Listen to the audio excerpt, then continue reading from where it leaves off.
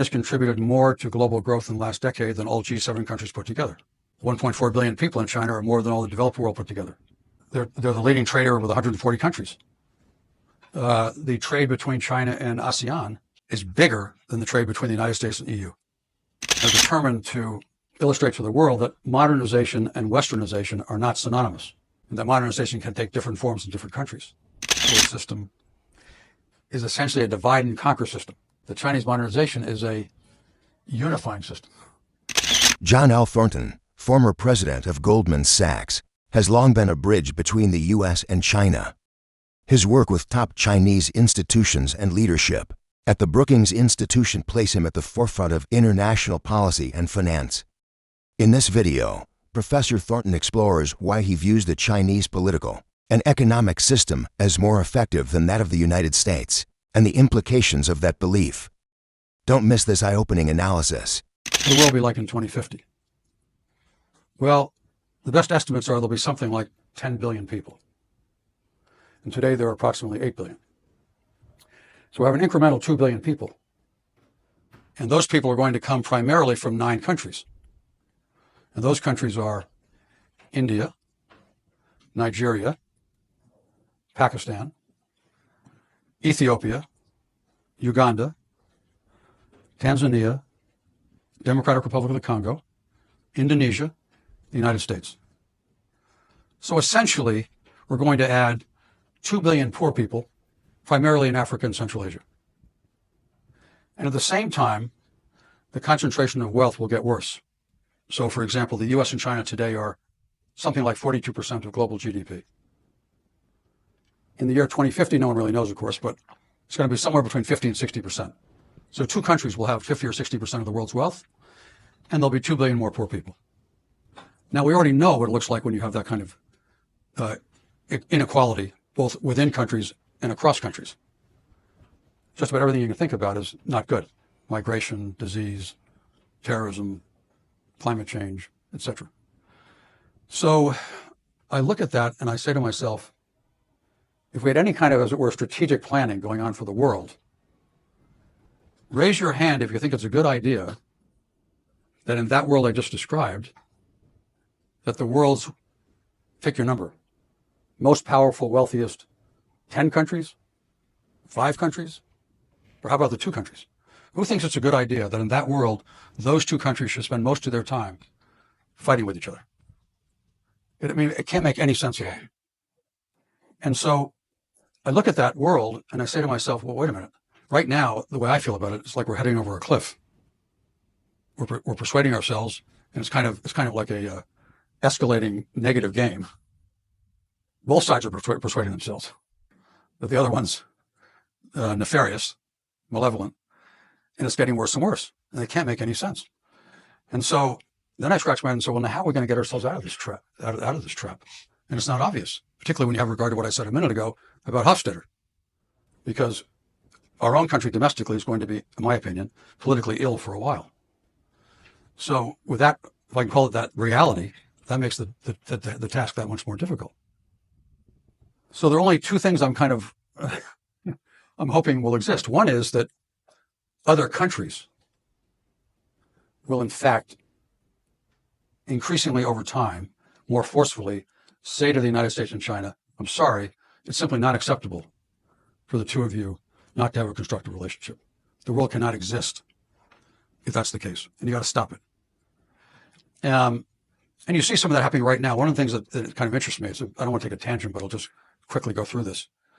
If you look at the Russian-Ukrainian war, and if you were following just the English language media, English language communication channels, which dominate the world's communication channels, you could be forgiven for thinking that the sanctions on Russia are basically a good idea and are essentially working. And most people see it that way. Until you get into the fine print and you realize that of the 54 African countries, the number supporting the sanctions is 0.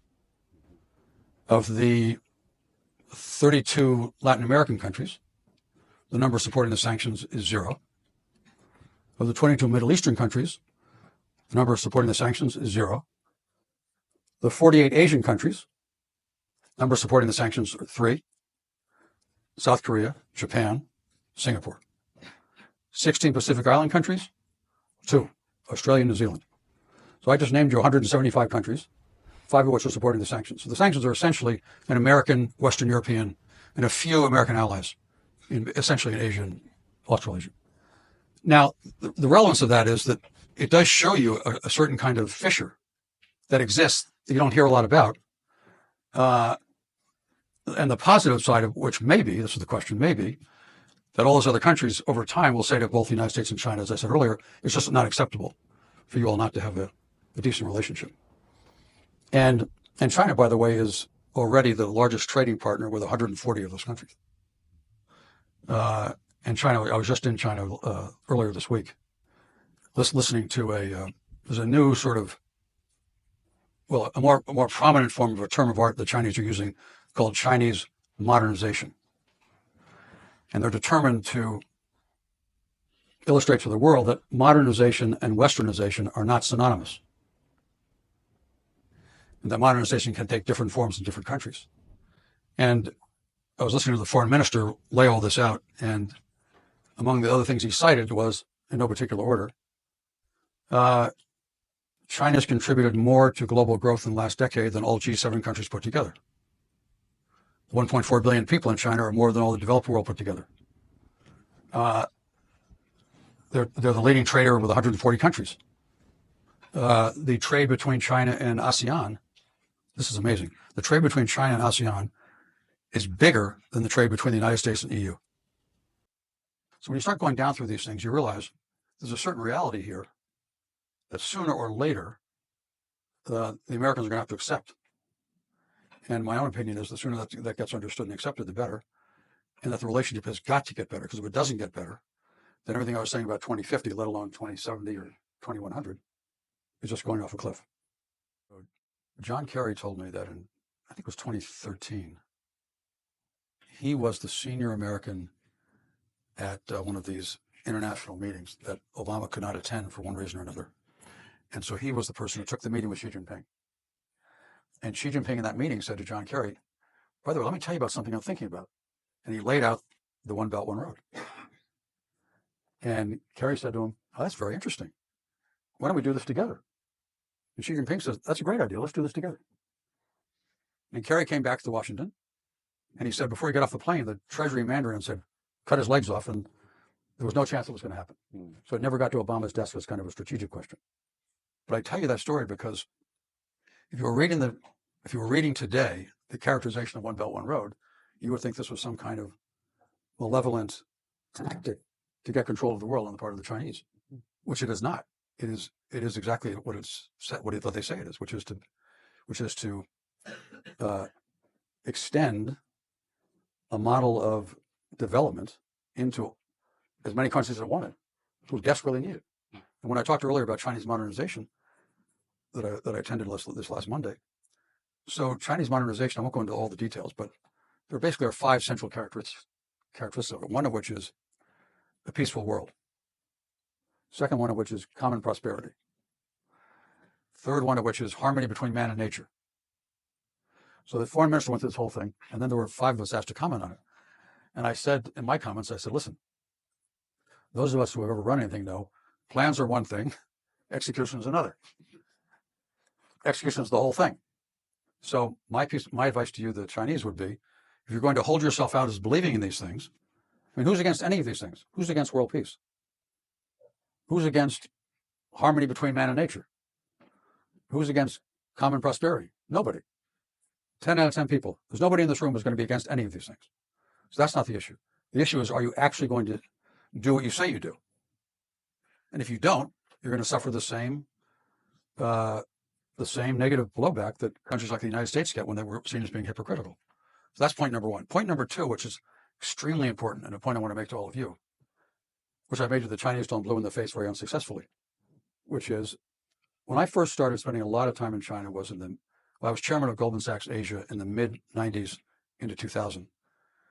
At a point in time when the Chinese system was just starting to open up, and they were just starting to put state-owned enterprises into Western markets, and Zhu Rongji was the premier, vice premier, then premier, And he was a very unusual person, and he really cared about getting this right. And I happened to be there, and I was very senior. So I was in exactly the right place at exactly the right time to give him advice in a way that'll probably never occur again, because the Chinese were so needed with advice. But one thing that struck me about them was the Chinese leadership on almost every topic, not every topic, but almost every topic, was systematically open in the following sense. They started with the premise there's somebody in the world who knows this topic better than we do. Let's get that somebody to Beijing. Let's drain his brain. Let's study what he had to say, see if it applies to us, refine it and customize for our circumstance, and then execute.